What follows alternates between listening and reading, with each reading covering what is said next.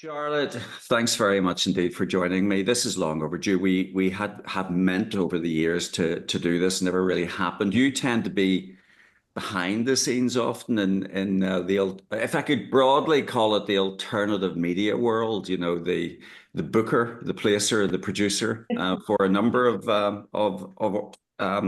productions. Tell us a little bit about your background prior to March 2020, because obviously, like myself, you got energized at that time, but what were you doing before and what sort of skills that you had then have you applied in the new era? That's a great way of putting it. Morning, and thank you for having me on, Jeff. Prior to March 2020 and up until 2023, I'm just trying to work out what you mean. I had a very normie job. I was manager of a customer service team for a big conglomerate. And as March 2020 hit, if you want to call it that, I saw through it when people around me weren't seeing through it, including at work. Mm. And I maybe made the mistake or not of using my real name and my real picture online to talk about it. Okay. And yeah, so seeing all these crazy headlines and just seeing people around me acting, I don't want to say like sheep, but I guess like sheep is the word. And just wondering, I can see seeing the world change before my eyes and seeing how where it was going to lead. I didn't want to shut up about it essentially, Yeah. and so time went on. I still managed to maintain my role as a professional, if you want, whilst keeping a bit stum at work, but shouting out loud in my personal life and online. Mm. And eventually that came to a head. I can't go too much into it, but a lot of people on my team ended up finding my online profile, so I didn't stay there for that long. So I left there 2023, and luckily I'd already been doing podcasts and met a lot of people through networking and going to festivals and protests and things like that. And I managed to eventually find a job in in the alternative media as a Mm. producer at TNT, which we were very pleased to have you on as a guest quite often. So for people who don't know what TNT was, that was a news network with a lot of people who were calling out the COVID nonsense and just seeing it for what it was. And so I was very happy to get many guests on speaking. That imploded TNT towards the end of last year. And I luckily am now working for Iconic Media as a producer. And do you think, the TNT experience, it was a great one, it really was, a trailblazer, the fact that it was based out of Australia, it covered all the time zones. It was essentially 24-hour broadcasting. Yeah. And it gave an opportunity to like Sonia Poulton, for example, who was there for a while, and David Curtin and so on, who it gave them an opportunity to voice their concerns, if I can put it like that, about what Yeah. was going on. But of course, the Oh, good. monetization model is always desperately difficult. I know there were a few Yeah. benefactors that supported it, but ultimately that money is always going to run out. Um, is there a is there a sort of, I hate to use the word, but is there a sustainable business model relating to alternative media, do you think, given the fact that we do have the availability of these new production techniques, which are relatively low cost? Is it possible to keep it going, in other words?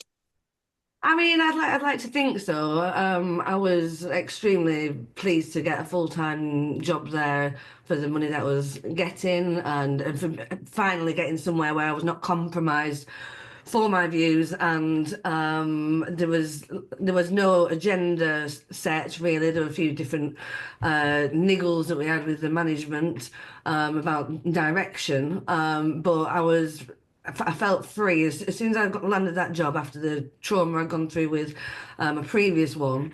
I was just like, I know all these people. I finally feel like I've got something that I can be passionate about, you know. Hmm. And so it lasted as long as it did. A lot of people I know in different alternative platforms, like like UNN, for example. I know there's a lot of that can carry on based on sponsorship or contributions from subscribers, and I think that is the main model, really, because unless you've got alternative investors who have their own agenda putting in, then you've got to compromise yourself. So the majority that you see, your flashy news sites and things like that, there is bias, and that comes from above, I think. So Yeah, yeah. generally, yeah, Yeah, well, it becomes very obvious very quickly that there are, and like, for example, Rumble. yeah. I'm always very suspicious of supposed alternative commentators who are on the Rumble platform, knowing that it's funded by Peter Thiel. So is there an element of kind of contact harvesting going on, with platforms like Rumble. And then, of course, Well, BitChute has now been axed in the UK, So, yeah, sorry, going ahead. no, it's all right. I was just thinking, like, with Iconic, I think where we're currently, we've got our own website, and it's a subscriber-based platform, and that's where all the money comes from, essentially. Hmm. Going back to the TNT and shows you see on YouTube, for example, and like Sonia has to be careful because they've got the community guidelines, and if you're Hmm. going to be monetized on these platforms, including Rumble, you've still got to adhere to certain sets of rules in order to qualify for that. So yeah, is there money in it? Is there longevity in it? The way it's going after the last couple of weeks with BitChute, for example, closing down in the UK, and a lot of people will have had shows on there that rely on that because you can monetize on that. That's all gone due to the UK's online safety bill. Gab is the latest one. I don't know, it's not as popular to submit to that, and who knows what's next. Yeah, I know. It's extremely depressing. It Um, really is. you have recently launched your own Substack. Yeah, and obviously most of us have been publishing on Substack pretty much from the beginning, and obviously it does give you the ability of hosting video content and so on. So at least, Hmm. what's your feeling about Substack? Do you think ultimately Substack will go the same way? Yeah, because it does seem as though there's you can kind of say what you want at the moment. Mm. I've subscribed to many, including yourself, for a while. I just thought I'd give it a go. Jamie, Ike asked me to write an article for Iconic, and I wrote one. And I thought, oh yeah, I've not written an article since I was at school, I don't think. And so I kind of got a Mhm. taste for it. I'm used to banging out 180 word tweets or whatever, character tweets. And I thought I've got a lot more to say. But the way currently it seems like a bit of a haven, doesn't it? Yeah, it does, and obviously, they're in it to make money, and they're always beating up their writers, in effect to produce more content so that they can get more revenue. Maybe that's the way, that Towards if it. if it's a revenue share model, then ultimately it'll be successful because it's win-win for everybody. Have to say, I haven't seen much revenue from it, but I can kind of understand, who the hell am I? Why should people subscribe to what I have to say and pay for it? But I must say it's joyous anytime you get a paid subscription. It does make you feel that what you're doing is worthwhile, even if it's only a few dozen paying subscribers. It does make it feel very much worthwhile. It's a sort of pat in the back. Um, I'm actually Who owns it, Jeff? Who owns Substack? It's a privately held company, so it's not owned by any of the giants. It's still privately held, so they haven't IPO'd as yet. So the founders are active on the platform and write about writing, Oh, pretty much. So it all seems very wholesome at the minute, but hopefully it does retain that independence. It's also yeah. interesting from my point of view because it is a clear example of a kind of community focused network rather than a sort of central network. In other words, if as you Mm. build your subscriber base, that's your community. You can communicate with them as I do, or you do as well, every time you post. So it means that they are not holding all of that information at the center and effectively, harvesting all of that contact information. It's up to you to make Yeah. sure that you give your community the content that it's sort of looking for. So in that respect, I Look, think it's a really good business model, but it'll be interesting to see if it's able to survive longer term. yeah, Um, yeah. on that subject, you wrote one of your first uh, Substack articles about digital ID and Tony Blair. Um, it was an excellent article and very well researched and in depth. Who kind of inspires you in terms of the style that you're adopting Uh, now on your Substack platform? Other people who, from the freedom movement and others who particularly inspire you? well, that's a good question. I think the style I'm writing is like a longer version of the way I'd write a tweet, I guess. I think I've kind of mastered my own little style of that. And there's some great people I follow who I know, yourself, Abby Roberts. She was the reason I downloaded Substack when she started a Abby Daily podcast a while back, Hmm. and she writes her own articles. She's writing a book, which is uploading content from Miri Finch. Oh, I isn't love, she fabulous? Yeah. Like oh I know God, she's yeah. off the wall and sometimes some of the things that she suggests great even with me, I think, oh goodness, Mary, seriously, but we need those people. You need people who think off the wall and come out with the Yeah. wildest theories because there is a basis of truth invariably in them, and she is absolutely brilliant She at does think that. outside the box, doesn't she? Yeah. Oh, incredible. I remember I was friends with her. I was friends with her on Facebook way before 2020, and I followed what she does. And I remember I think it must have been the year 2021. She'd shared a memory of a few years prior, and she was in the whole status that she'd put then was predicting the pandemic, and I thought this Mm. woman's amazing. And she's very intuitive and perhaps a bit psychic too. So I do enjoy listening and reading what she puts. And then there's Francis O'Neill. Have you come across Francis? Yeah, yeah. And of course now Mary has Yeah, been doing some podcasts with Francis yeah, they've recently got a as lot well. in common. Hmm. Yeah, and Yeah, Abby Daly and Abby Roberts, an absolute stalwart. Um, over the years, I know you built up quite a good friendship with Abby and attended events with her and so on.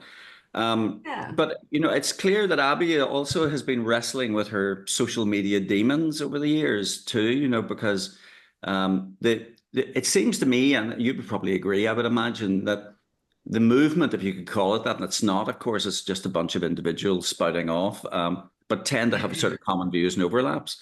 But it has fractured over the years, and there are certain sort of fracture points. One was mm, obviously Ukraine, and the other, even more so, was the situation in Gaza. There seemed to be yeah, a section of the freedom movement all became a bit Zionist, and yeah. that astonished me and Abby, obviously, because and James Dellingpole and yourself. Um, but is that deliberate? Do you think? This is it's a great example of mass formation psychosis and just how like how some can see through things and not see it for what it is. I'm not saying that I've got the answers to everything. I'm just a silly arse if you want. But I what got me and still gets me with the Gaza thing is, and I wrote about it in my review of the Douglas Murray appearance on Joe Rogan that everybody's talking about, is the smear tactics. And it was really frustrating in 2020 onwards to get called a lockdown denier, an anti-masker, an anti-vaxxer, which I am all three of, but not for the reason that I'm scared of lockdowns. I'm daren't wear a mask and I'm afraid of needles. It's more to do with the fact that we don't need to do any of this because it's all a con essentially. That's why we're all feeling. That's why we're marching for freedom, etc. Because we want everyone to realise that you've been had. And I could see the exact same tactics being deployed by these Zionists. These marchers are pro-Hamas, Hamas sympathizers, hate marchers, and then that particular one was used on all by the commentators on GB News and Talk TV often, and probably still is. And yeah, there's going to be the odd, person in there who wants death to England or whatever, death to Mm. Israel, but largely everyone just wants it to stop and to for peace to be had and people stop being killed. Yeah. That doesn't make pro terrorist sympathizer, you know? Yeah.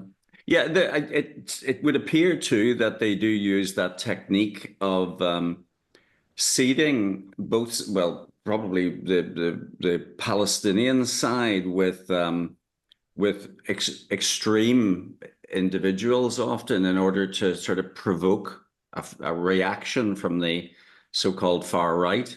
You know, the Yeah. situation in the situation in the United States in terms of the student protests, particularly at Columbia University, it seemed that they Mm, had deliberately planted people in there to sort of lead the pro-Palestinian protests in order to give credibility to the argument that these people were kind of anti-American or whatever, you know. So and those are well proven techniques, you know, by the yeah. intelligence agencies and so on, and have been used for decades.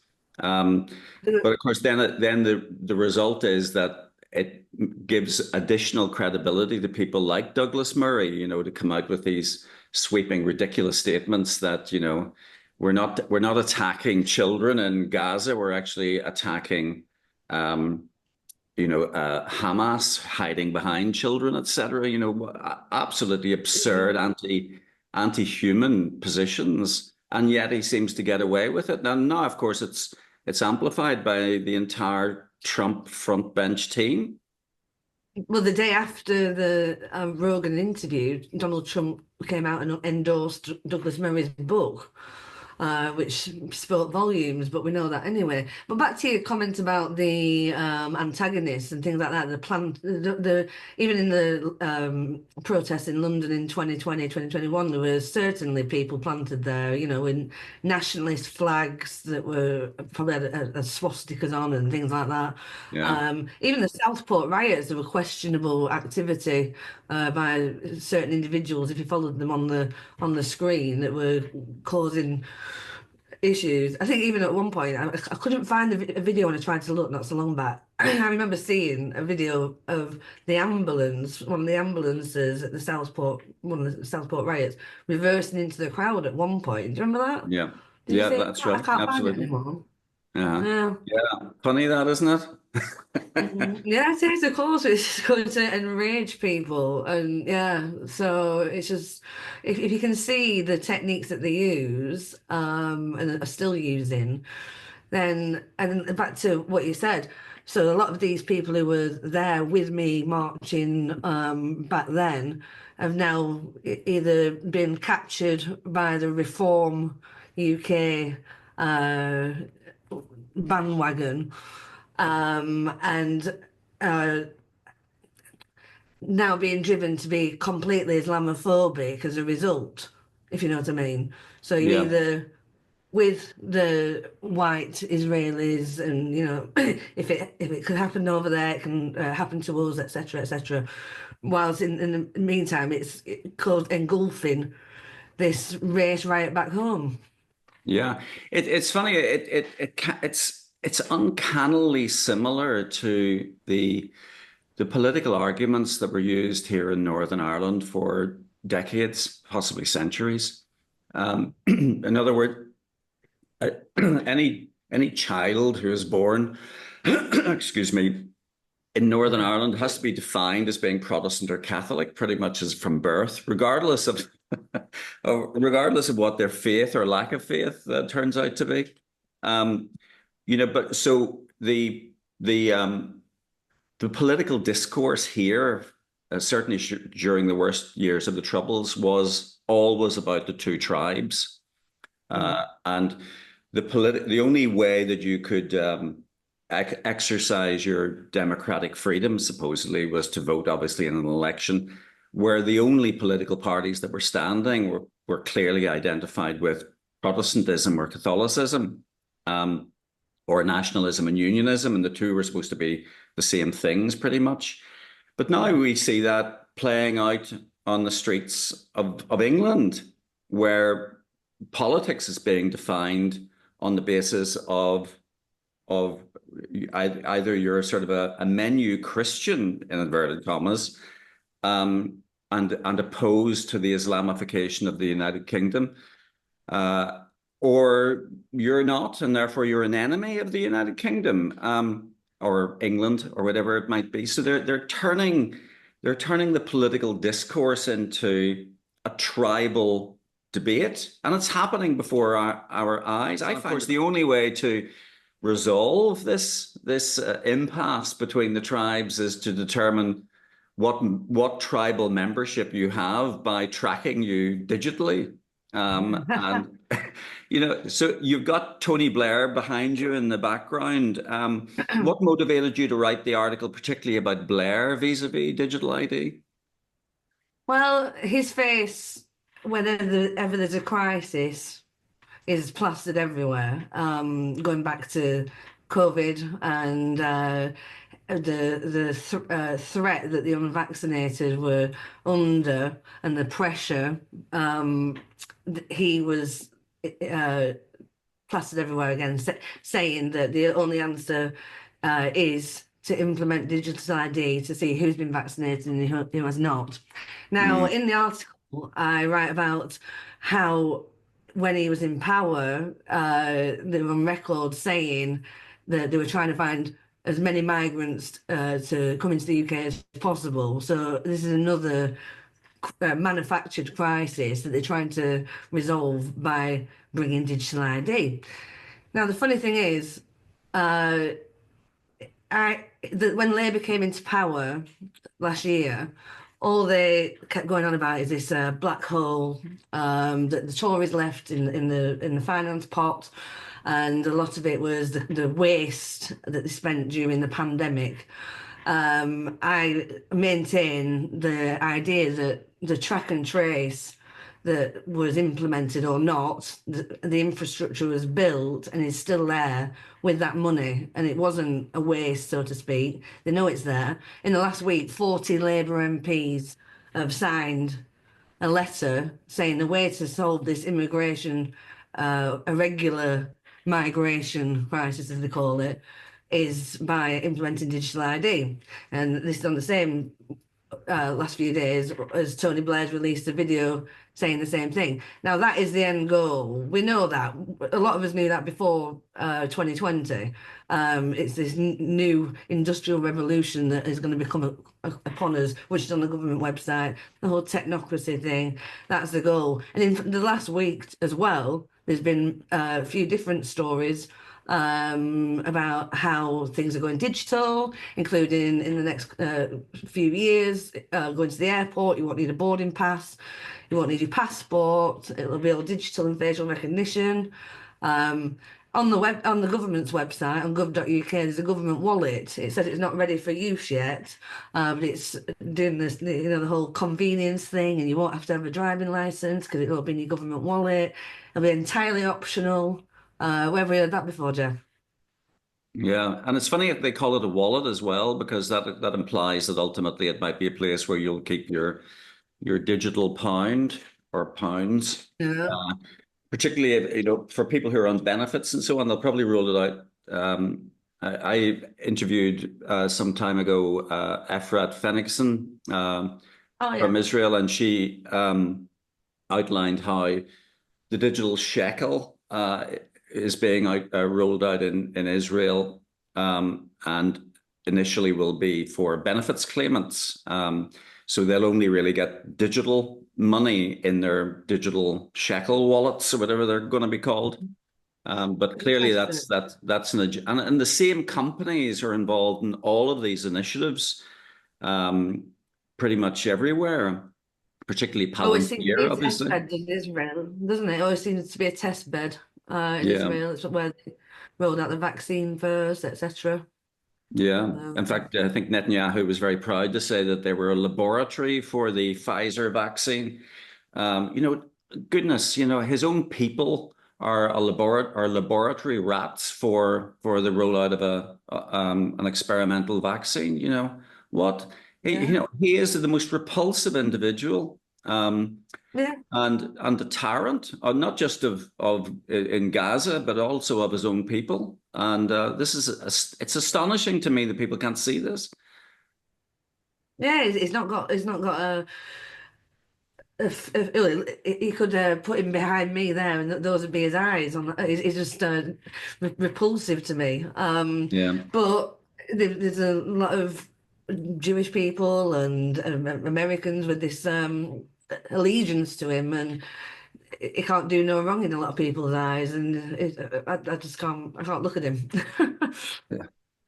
Um, the uh, the article elaborate a bit more on Tony Blair, because he has been kicking around obviously a long time, but particularly in relation to digital ID. You do sense that he's being handled by the powers that be to some extent, don't you?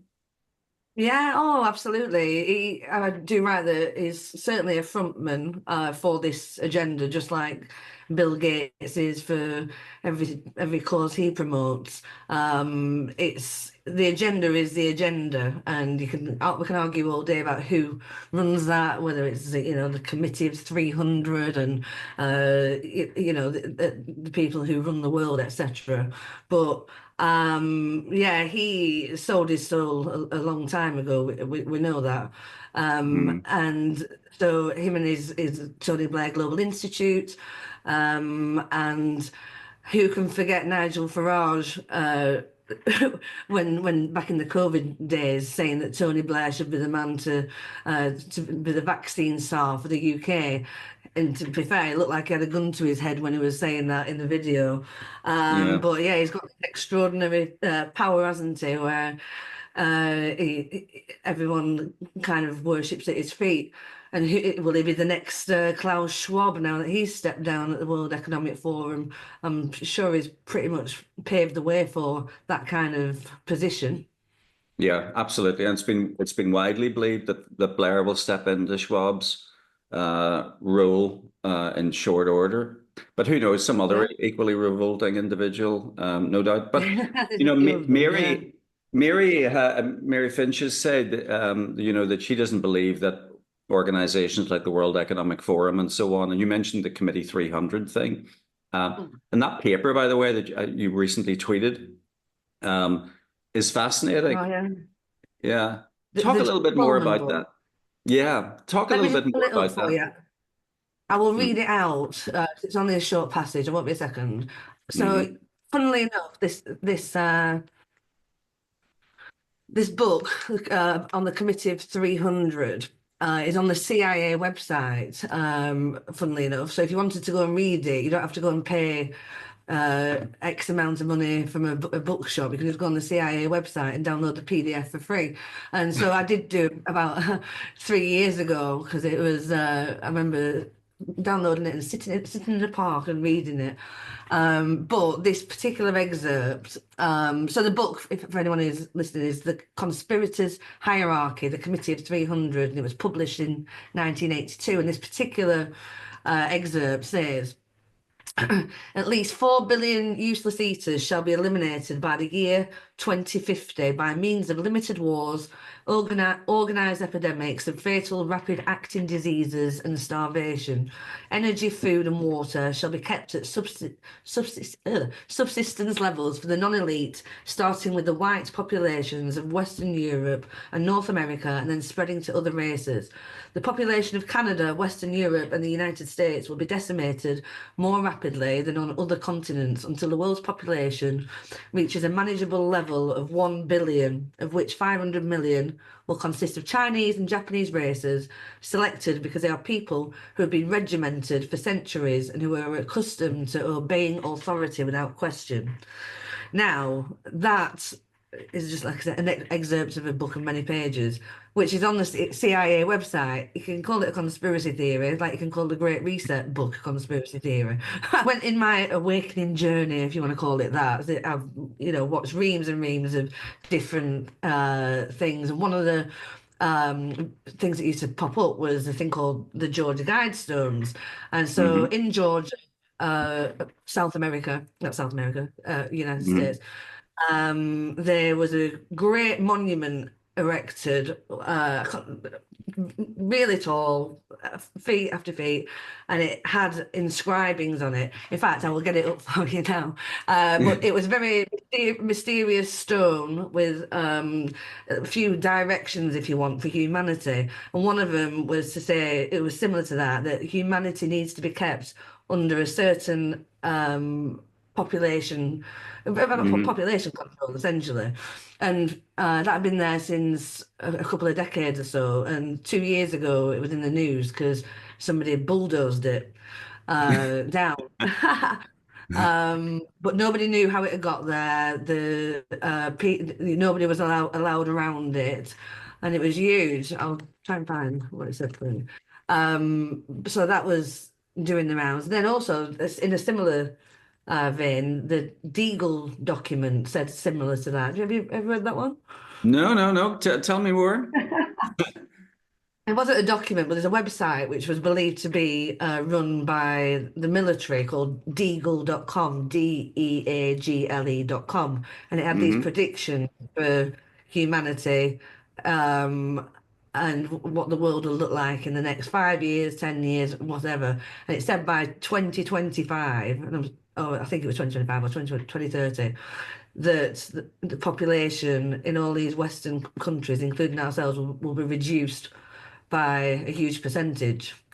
Now that website, I think the website's still there, but that particular page is not, and it all Hmm. reflects what I've just read out there in that book and the Georgia Guidestones. And so, I don't mean to scare anyone, and I'm not saying it's true, but Um, um, but I think in the case of the CIA article, or I think he was a CIA operative, wasn't he? And he kind of came to this conclusion that um, that there was a clear agenda by an mm, elite represented by the 300 committee, that it was all about almost like preservation of asset wealth that they had accumulated largely as a result of organized crime.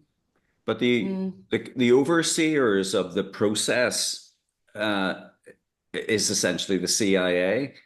And it was yeah. interesting too that the interview the other day that went out by uh, what do you call him, Tucker Carlson, where he interviewed the senator, the Republican senator, former Republican senator, who essentially was saying that the 9/11 attacks were, uh, an inside job. Um, uh, and he got very, very. I don't know if you've watched it, but he got No, I very, will very do heated. though. But he's categorically stated that essentially the intelligence agencies were running the show, Yeah, and that sort of mirrored some of the things in that book. yeah, And there does seem to be a strand that, even to the extent that, that what their end game seems to be the creation of scarcity, so that markets can be manipulated. Scarcity in terms of energy markets, scarcity mhm, even in terms of currency, because obviously there's a widely held view that the CIA was not necessarily behind the creation of Bitcoin, but certainly is currently behind the manipulation of Bitcoin markets, and Right. that's all about scarcity, obviously, and therefore, when you have a scarce money supply and people want access to it, therefore the price is going to be bid up. But I think people are beginning to question whether Bitcoin is a real market opportunity or whether, in fact, it is being heavily manipulated. But the key question is, of course, whether the intelligence agencies, aided and abetted by certain families or corporations with huge amounts of intergenerational wealth, are manipulating things. And one of the end games is population reduction, because that, in effect, increases asset wealth held by a relatively small number of people. But it's a Yeah. fascinating discussion, and that's why I think it's depressing sometimes when the mainstream politicians go off at these weird tangents and really overlook the fact that we have some very fundamental changes going on, that they're not responding to, which implies that they too are being manipulated. Like the Reform Party, I think, is a good case in point. What's your Mm. thoughts about the whole fractures within the Reform Party recently? Um, if you look at the top, I mean, Richard Tice is a prime example. You can't trust a word that comes out of that guy's mouth. Is part of the elite in a certain respect, isn't he? Is a Mm, very wealthy businessman who was pro-vaccine. He went and did a photo opportunity at the Ukraine. I think he could easily stab people in the back. I think he probably did that with Ben Habib, of all mm, people. Um, I don't trust his Richard Tice's partner, Isabel Oakeshott. I think she's well in there in terms of mm, aristocracy, and what she did with Matt Hancock was absolutely obscene. I don't really understand what happened there. I don't know if I believe it. So, for anyone who doesn't know, she was the co-writer of Matt Hancock's Pandemic Diaries, I think it was called, wasn't it? The book that he released, and they were there mm, posing, and she had a name on the front of it. And then all of a sudden, because she's a writer for the Telegraph, she said she's going to release some shocking WhatsApp. So she betrayed Matt Hancock by selling some dubious WhatsApps to the Telegraph. So that's who she is. And I think that they are Reform of the Tories, Tory light, the establishment as they come. I think Farage is an entertaining bloke, and a personification of your uh, classic Brit with his nice little farmer's hat and pint and cigar, mm. etc. And he can talk a good talk, but ultimately they're being led down the garden path, and it's increasing racial tensions as a result. Yeah, So, yeah, absolutely. Yeah, it does look mm, sometimes as though, they all are, to all intents and purposes, actors. You've got, I remember during at the Brexit vote, Farage coming out the night before the result was announced, saying that he had accepted that they were going to lose. Um, and of course they didn't. yeah, So which yeah, would mean that it was sort of an organized destruction. And I was involved in the Vote Leave campaign, and Farage was obviously part of it.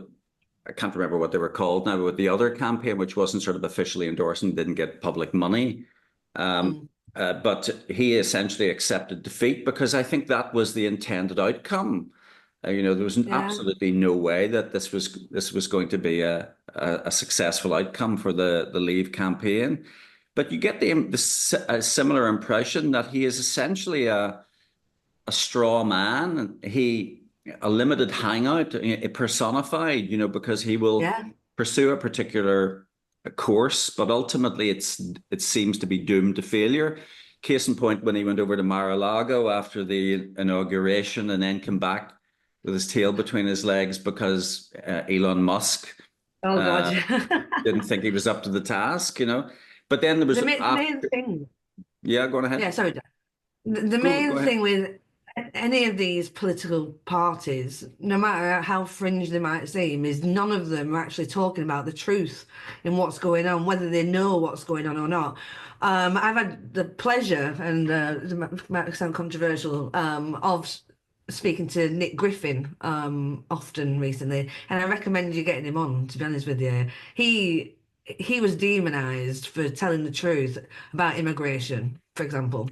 So Nigel Mhm. Farage is of anti-immigration, etc. We know that there's no substance in his plans or what he says. And like Nick, the video circulating not long back, I don't know if you saw it, was in the European Parliament talking about the Kalergi plan. So we've not mentioned that just yet. Mhm. And if and it's deemed as a far right conspiracy theory, etc., on Wikipedia, but we can see it happening before our eyes, essentially flooding the West Yeah. with Africans, etc. And this is why it didn't. It just got bad press, left, right, and centre. Apart from, yes, there were some questionable people in the BNP when he ran it, etc. But he can see right through the Zionism and, is polar opposites to what Nigel Farage is and is portrayed, if you know what I mean. So Mhm. someone like Nigel Farage, who is, you know, touted potentially as a prime minister in next few years, um, is got the same title or the same idea in people's heads as anti-immigration, racist, whatever, but it couldn't be further apart. Yeah. Yeah. It does seem that the whole concept of left-right politics has sort of died, doesn't it? There is no real basis.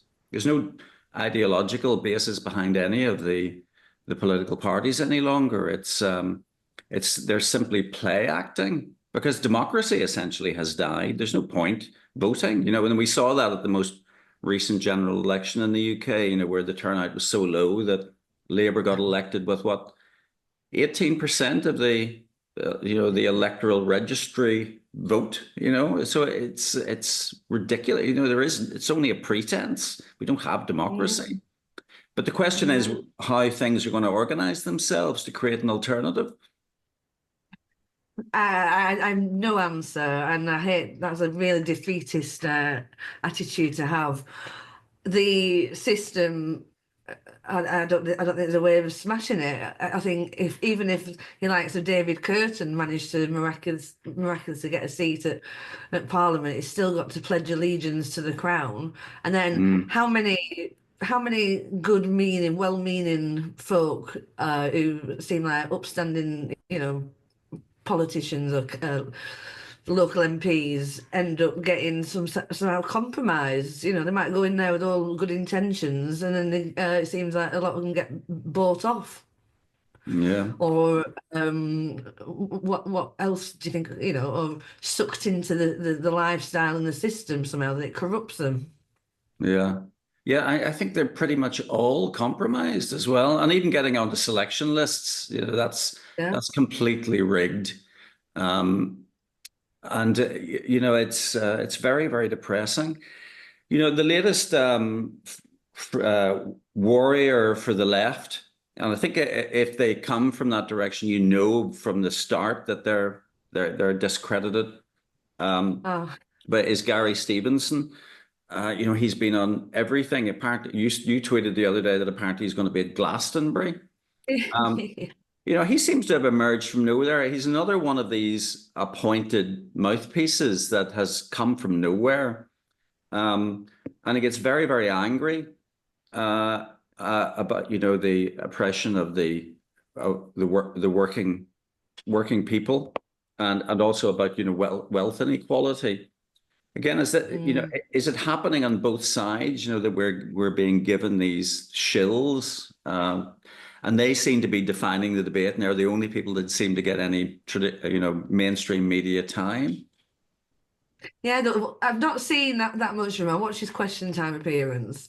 I've seen pictures of him and I've heard commentators talk about him. I mean, his appearance is just like shoddy, isn't it? To say this, Mm. well, first of all, his arrogance about his working history and how much money he's essentially got. I saw him being asked how much money he's actually got, and he said, "I don't know," which I think it was a cop out. And it's just wearing scruffy jeans and, man of the people in a bit of a Jeremy Corbyn kind of way, maybe. But his arrogance, and someone like that just getting asked to be on Question Time and has the answer to everything. You can just see right through these people. And then to be on the Glastonbury lineup in a Greta Thunberg kind of way. Um, I'd not wanted to go. Years ago, I'd have loved to have gone, but from what I've seen the last few years at Glastonbury, it's just like it made me sick. Yeah, I know. It is very, very, very strange how these things happen. Yeah, there was an article that the FT ran about him because he claimed, I think it's something he wrote, that he claimed that he was the highest paid or highest performing, I don't know quite Yeah, what form of words he trader at Citi, the financial services outfit. Um, and the FT went out and interviewed, I think, 10 of his colleagues to verify whether indeed he had been the top performing trader. He was only very, very young when he worked there. And there was one particular colleague who was featured, and the colleague said, well, or was asked, would he have been the highest performing trader? And he said, well, no, he was a kid. He was only on the FX trading desk. That's kind of low life. As far as cities, it's not as though he was trading equities or derivatives or anything. And he says in the exactly. year I think Gary claimed that he had his turnover was 35 million pounds or dollars or whatever, but that's pocket change in these financial trading houses. So much so that the highest performing, I think he was an equity or derivatives trader, his bonus for the same year that Gary claimed to be the top performing trader was $100 million. That's just his bonus. So you can imagine how much he would have traded. So 35 million in FX trading is hardly high performance. But of course, it's taken at word. These people position them. Obviously, they must have PR handlers Yeah, and bookers, who are placing them in these. But his appearance on Question Time was, I thought, very similar to the Laws of Fox appearance, because that was a total, I was going to say left ball, but more of a right ball in yeah, terms of the Question Time panel. And the decision-making process by the BBC to include these people who essentially are self-appointed spokespeople for a movement. And yeah, I remember I debated Lawrence Fox on the Gaza issue. And I'm not saying that I'm any great debater or anything, and I'm not a politician. yeah. But he just fell apart because obviously he hadn't been provided with a script. So and I sense that Gary Stevenson would be a similar type, wouldn't he? If and of course none of them really are quizzed. Tony Blair doesn't sort of stand up for why he wants digital IDs because he's never asked. He's never really asked why it is and what his motivation is for these things. He does those set pieces on Twitter, but he's never quizzed by a journalist because that's dead. We don't have any debate or Exactly. questioning any longer, do we? No, absolutely not. Where can we watch the debate with yourself and Lawrence Fox? Oh, it was on a Twitter space. I have no idea. Was it? I think it was audio only, obviously. Yeah, well, And they provide it with buzzwords, aren't they? Essentially, these kind of plants and people yeah, who are representing the cause they probably don't even believe in themselves because somebody's paying them, perhaps. yeah. Um, and yeah, Gary Stevenson probably just Gary from accounts, wasn't he? In a Rachel Reeves kind of way when he was back there and uh, not really. Ab- Absolutely, yeah. Yeah, But I think it has to be that therefore, if they don't have any substance to their argument, they must be playing a role. They must be appointed, and they do appear to be very actory, mm. don't they? Well, Aren't they? this They're takes it very, back very to actory. Yeah, yeah. Well, they need to be, I guess, in order to do the job that they're appointed to, which is to pull the wool over people's eyes. But they need to know what the backstory is, and that takes me back to, I know you haven't watched it yet, but this Douglas Murray and Dave Smith, Yeah. uh, Yes, Joe you Rogan.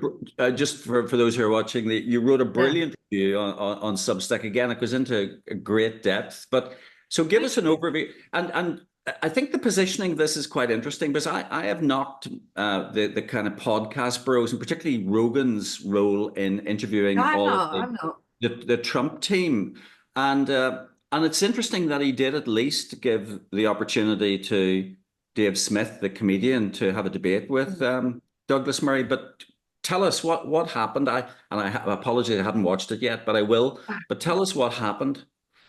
It's a long one, Jeff. It's about just, I think it's just over 3 hours, and I've not watched a Joe Rogan episode for a long time. They get a bit samey, and they have the same people on, and I don't 100% trust him or the people he has on. But I did see a clip, and I was on social media, and I thought I want to watch this. So there's a guy called Dave Smith, and I'd never heard of him before, and he's a comedian, and I've subsequently subscribed to some of his stuff as a result of what I watched. And the premise of it was there was Douglas Murray, who is this quintessential English toff, if nobody knows who he is, who's known as an intellectual and he writes about everything, the wars, etc. And you know, the voice that everyone should listen to in a Stephen Fry kind of way is how I perceive him.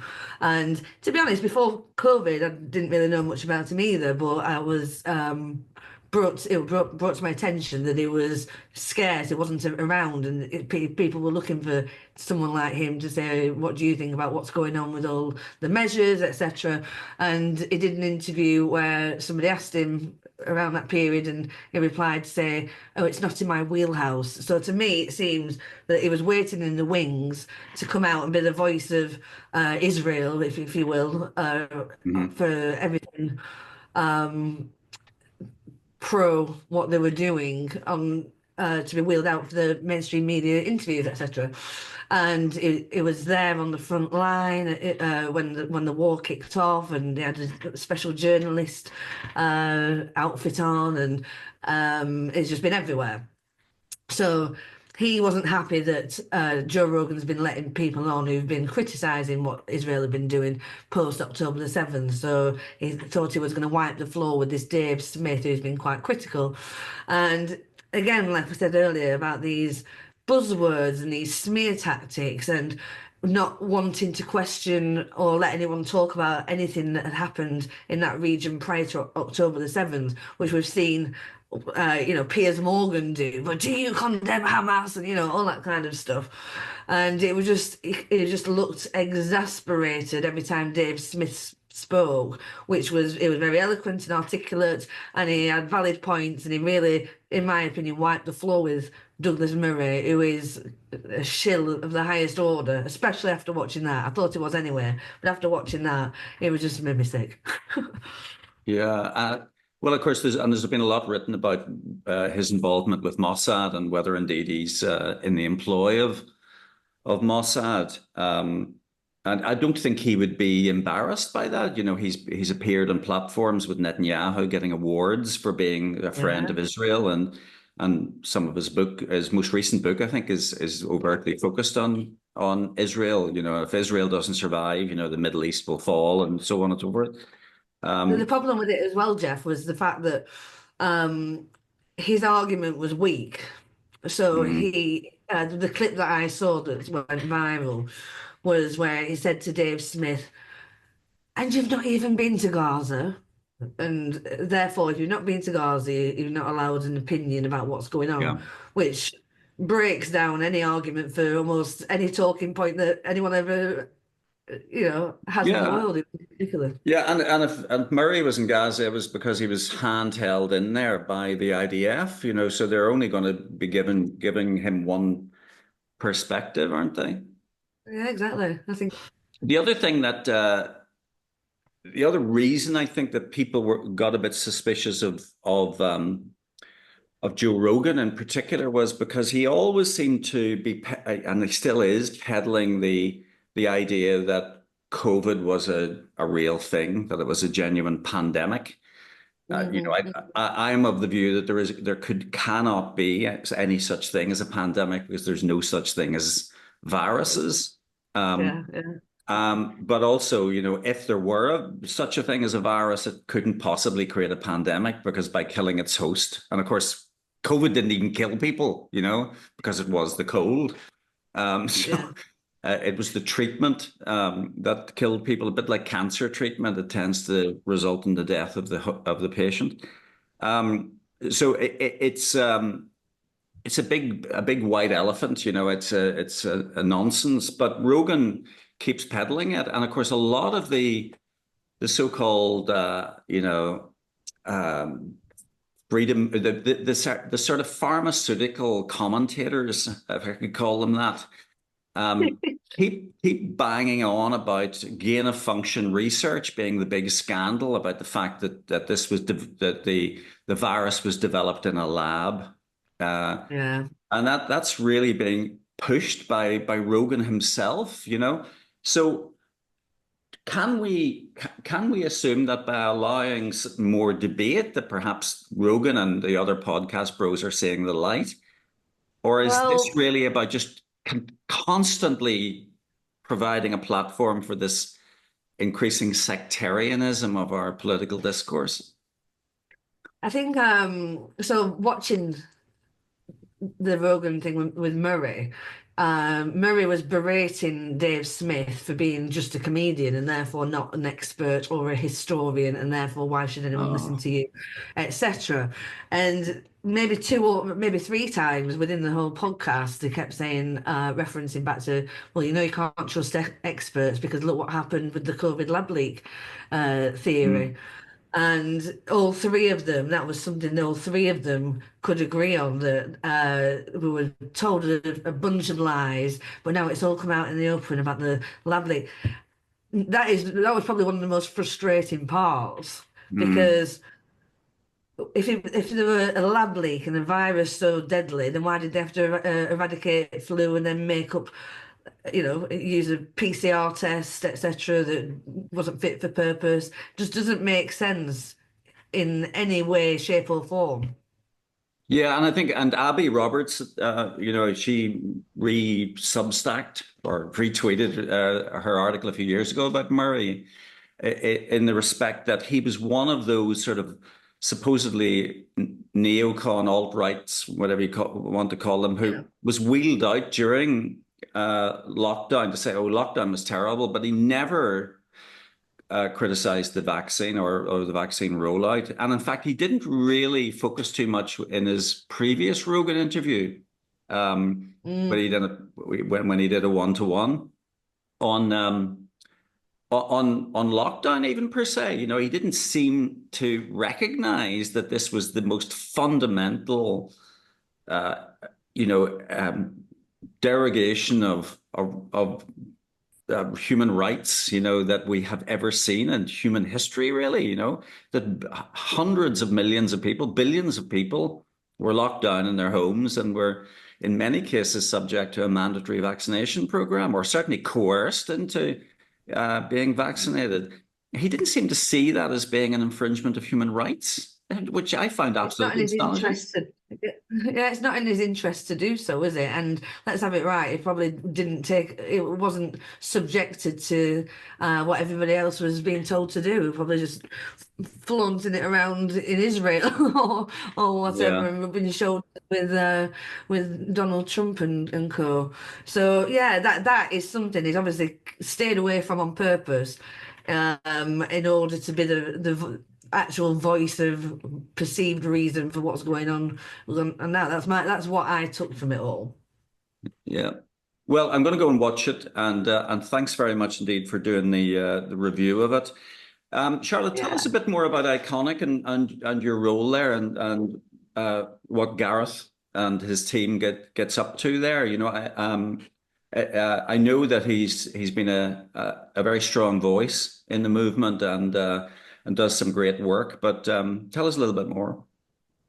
Yeah, cool.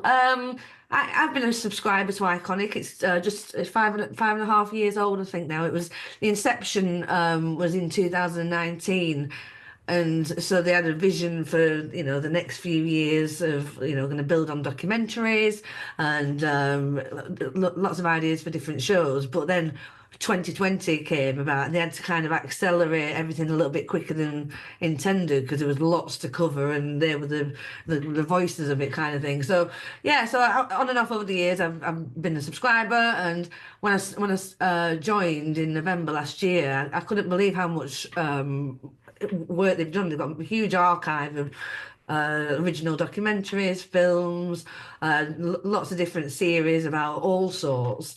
And so, Hmm. yeah, for such a small team, they've managed to achieve quite a lot. So I was really impressed. And so, yeah, I'm the producer for Gareth's two shows that he does. He does Gareth Ike Tonight. It's a weekly show, various topics and guests, and then he's started a new show called Bring the Fire, where it's like a fireside chat with inspiring people. So I've been appointing people to that, and yeah, lots to look forward to, really. Yeah, it's a great little team, and they're all pretty talented.